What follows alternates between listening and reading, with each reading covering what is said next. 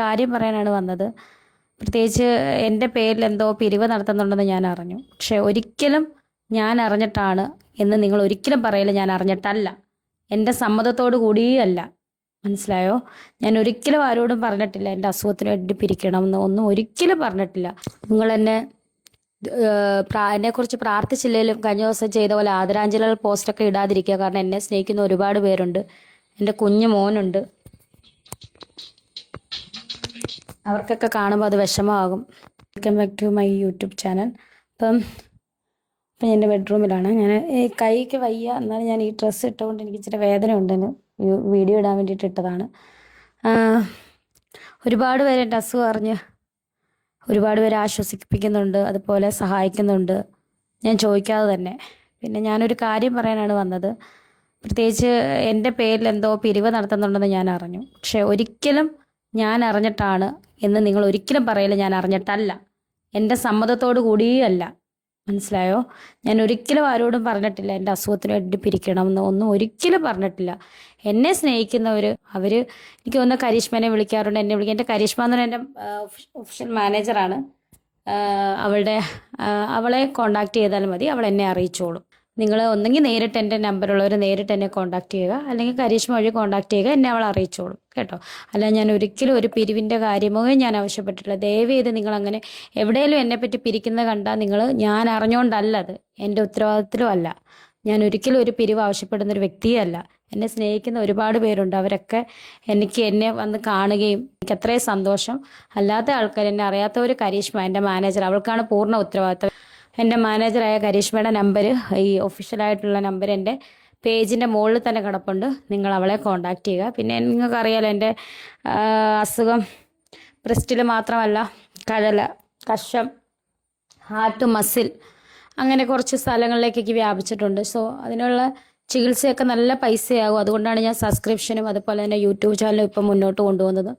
Subscription അതുപോലെ തന്നെ കിടപ്പുണ്ട്, ഞാനൊന്നും ഇടുന്നില്ല. എല്ലാവർക്കും അറിയാമല്ലോ, എൻ്റെ അവസ്ഥ അറിയാമല്ലോ. അപ്പോൾ ഞാൻ യൂട്യൂബ് ചാനലുമായിട്ട് എൻ്റെ അപ്ഡേഷൻസും കാര്യങ്ങളും തരുന്നത് തന്നെ എനിക്ക് ആ ഒരു പൈസയുടെ ആവശ്യത്തിന് വേണ്ടി മാത്രമാണ്. കാരണം എനിക്ക് ഇപ്പം ജോലി ചെയ്യാൻ പറ്റത്തില്ല.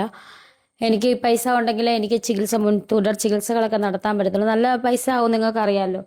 അപ്പം അതായിട്ട് നമുക്കത് തികയോന്ന് അറിയില്ല, ഉറക്കം വരുന്നത്.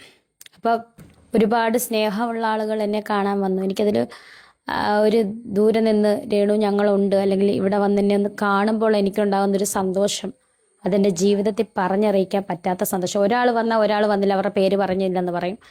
ഇപ്പോൾ ഒരു പ്രധാനപ്പെട്ട എൻ്റെ മാനേജറൊക്കെ വന്നു, എൻ്റെ കരിഷ്മയൊക്കെ വന്നു, അത് മാത്രം പറയാമല്ലോ. ബാക്കി ഒരുപാട് പേര് നല്ല ആൾക്കാർ വന്നു, എന്നെ സ്നേഹിക്കുന്നവർ വന്നു. പക്ഷെ അതൊന്നും പറയുന്നില്ല. കാരണം ഒരാളുടെ പേര് പറഞ്ഞ ഒരാളുടെ പേര് പറഞ്ഞില്ലെന്ന് പറയാം. അതുകൊണ്ടാണ് ഒരുപാട് പേര് വന്നു. എനിക്ക് ഒത്തിരി സന്തോഷമായി. എന്നെ ഇത്രത്തോളം ജനങ്ങൾ സ്നേഹിക്കുന്നുണ്ടല്ലോ, കരുതുന്നുണ്ടല്ലോ എന്നറിഞ്ഞപ്പം. എൻ്റെ ജീവിതത്തിലെ പ്രയാസഘട്ടത്തിലാണ് ഞാൻ കടന്നു പോകുന്നത്. സത്യം പറഞ്ഞാൽ ഹോസ്പിറ്റലിൽ പോകുമ്പോൾ ഒരുപാട് പേരെന്നെ ചേർത്ത് നിർത്താൻ ആളുകളുണ്ട്, രോഗികളായാലും കൂടെ നിൽക്കുന്നവരായാലും ഒക്കെ. അപ്പം എൻ്റെ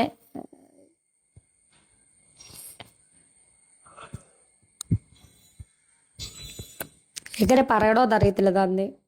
ഒരുപാട് പേര് വിളിച്ച് എന്നെ ചോദിക്കുന്നുണ്ട്, മീൻസ് സ്നേഹിതരായിട്ടും ഒക്കെ. അവരുള്ള പോലെ എൻ്റെ കയ്യിൽ എന്തെങ്കിലും വെച്ച് തന്നിട്ട് മരുന്ന് മേടിക്കാൻ പറയുന്നുണ്ട്. അതൊക്കെ എൻ്റെ ലൈഫിലെ ഏറ്റവും വലിയ സന്തോഷമാണ്. പക്ഷേ ഞാൻ എങ്ങും പിരിവ് നടത്താൻ പറഞ്ഞിട്ടില്ല. എൻ്റെ പേരിൽ ആരെങ്കിലും അങ്ങനെ പിരിവ് നടത്തുന്നുണ്ടെങ്കിൽ അത് എൻ്റെ സമ്മതത്തോടു കൂടിയോ അറിവോടു കൂടിയോ അല്ല എന്ന് പറയാനാണ് ഞാൻ അർജൻറ്റായിട്ട് എൻ്റെ ഈ യൂട്യൂബ് ചാനൽ വീഡിയോ ആയിട്ട് വന്നത്. പിന്നെ മറ്റൊന്നും എനിക്ക് പറയാനില്ല. നിങ്ങൾ പ്രാർത്ഥിക്കുക,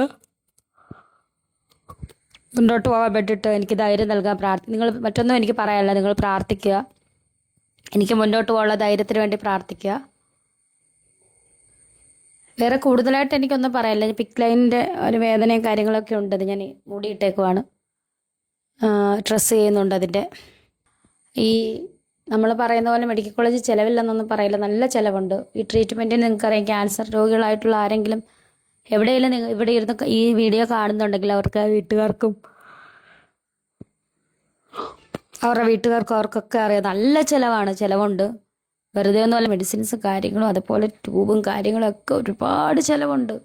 അപ്പോൾ അതിനൊക്കെ എനിക്ക് പൈസ വേണം. അപ്പം നിങ്ങൾ കൂടുതലും എൻ്റെ സബ്സ്ക്രിപ്ഷനും അതുപോലെ എൻ്റെ യൂട്യൂബ് ചാനലും ഒക്കെ നിങ്ങൾ സബ്സ്ക്രൈബ് ചെയ്യുക. എനിക്ക് നിങ്ങളെപ്പോലെ തന്നെ പഴയ പോലെ തന്നെ മിടുക്കി കുട്ടിയായിട്ട് ഓടി നടക്കാൻ എനിക്കും ആഗ്രഹമുണ്ട്. നിങ്ങളെന്നെ എന്താ പറയുക, കഴിഞ്ഞ ദിവസം